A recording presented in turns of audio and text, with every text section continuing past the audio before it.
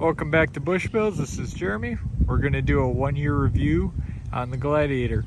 So this is a 2021 Jeep Gladiator.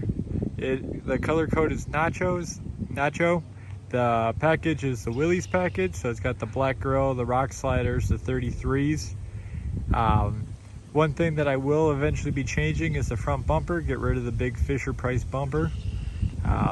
Basically what we use this truck for is, on my property we got 3 acres going all the way back to the house and everything. So this gets used on the property, it gets used for side jobs. That's the whole object of this truck.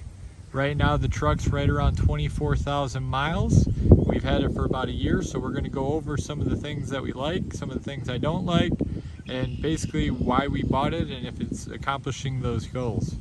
So let's start off in the front here. Obviously, I do not care for the front bumper. It's just too big. Eventually we will do a stubby bumper and clean it up. One of the other things I do not like on this truck is if you look at the windshield, it is upright more on these Jeeps. So all the bugs just annihilate the front windshield and actually my front grille. You'll see all the bugs just annihilate the front of this thing, and it kind of takes forever to get them off and clean. And the windshield never really stays clean. It's just part of how the truck is, and it's just what it is at this point. We do try to get it washed once a week. Sometimes it happens, sometimes it don't. It's off-roaded. The truck's been off-road about 2 times now. We went to the Badlands one time and the Cliffs Insane Park the other. Neither time it got stuck. The only time that it ever did have an issue is when I ran over a giant tree stump and I had to get winched off of that, but that was more or less because we didn't want to tear up the truck. So we'll go keep walking around here. So this is how the truck looks 90% of the time. Usually we got a ladder. With having the property, there's usually debris and everything in the back of the bed. I try to take the hitch off, but half the time I get lazy and it just stays on there. So bed's full of tree limbs from a side job we were doing, but it's a good looking truck. It holds up for what it is. One of the upgrades we did, and about the only upgrade we have on it right now, is these are the flag mounts for when you go off-roading. You got to have a big flag that sticks over the cab.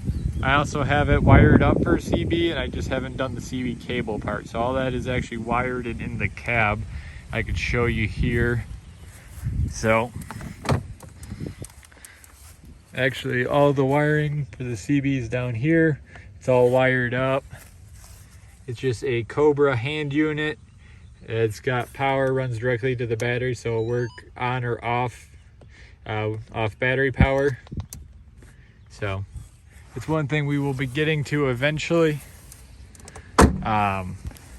Basically this Jeep for me is more or less, it's a toy slash work vehicle slash daily driver. So like I said, in a matter of a year, we've put 24,000 miles on this thing. It's done what we needed to. I've hauled anything from 8 to 10 foot U-Hauls to a 18 foot enclosed trailer with toolboxes in it. It hauls well, it rides good. You can drive, you can drive 2-3 hours, be comfortable in this thing. It's, cross country, it's a little rough. It's got coil springs in the back, coil springs in the front, solid axle. You feel it a little bit more, but from what they used to ride, this truck rides great. So that's a big pro. The truck rides great. You can daily drive it. We've been averaging right around 20-21 miles a gallon, which is pretty good. That's the whole reason behind this truck. It's a quote-unquote affordable work truck that you could buy, and that's why we bought it.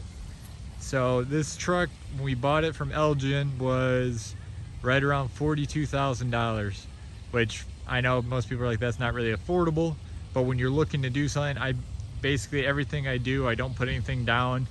And $42,000 is the cheapest truck you can buy without buying crank windows, stripped down and everything, and having to upgrade all that stuff anyway. So some of the upgrades it has is the LED lights that came from factory, LED tail lights.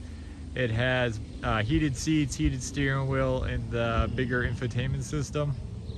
So nothing really done on the interior besides the CB radio, but I'll just kind of show you how the truck mostly rides around when it's cleaned up. So got my little Milwaukee M12 radio down there. That's just because we're always in the yard doing stuff. Nothing too crazy, you know. Dash is obviously just dusty, and it really needs to be cleaned, but they did a really nice job on these interiors. They're real nice. You look here, all like the butt warmers, all those stuff are really easy to get at, so it's nothing major there. In the back seat, the only major thing that we did is we just put a Milwaukee pack out in there, because 9 times out of 10 when I'm doing stuff for work, my seats are usually folded down, and I usually got boxes up to the ceiling, so the seats fold down, no problem there. The only thing I wish, which I said in the beginning too, is they made the top lockable and not the bottom. And of course the bottom with the tray has all the tools. So I got 2 drills, sawzall, just a little bit of everything, you know, in the truck. So I got chains on the other side, which you don't need to see, you know what chains look like. Currently the truck is stock height. It will eventually get lifted on pucks. We're just trying to watch fuel efficiency. Right now everything's going up by me in Illinois. I think gas last time I checked was $5.55, which is a little bit crazy. So we're trying to keep the truck as stock as possible for now, and we're also trying to pay off a little bit of loans.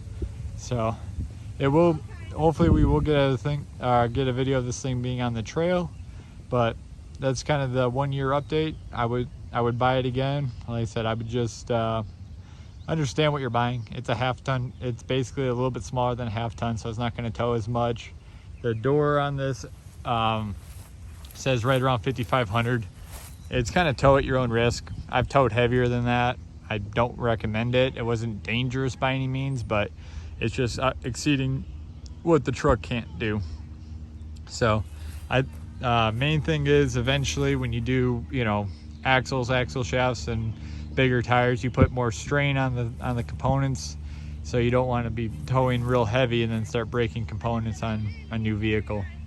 So, but I'll let you know when we go wheeling. We'll try to get another video of that. Again, please like, comment, share, and subscribe, and have a great rest of your day.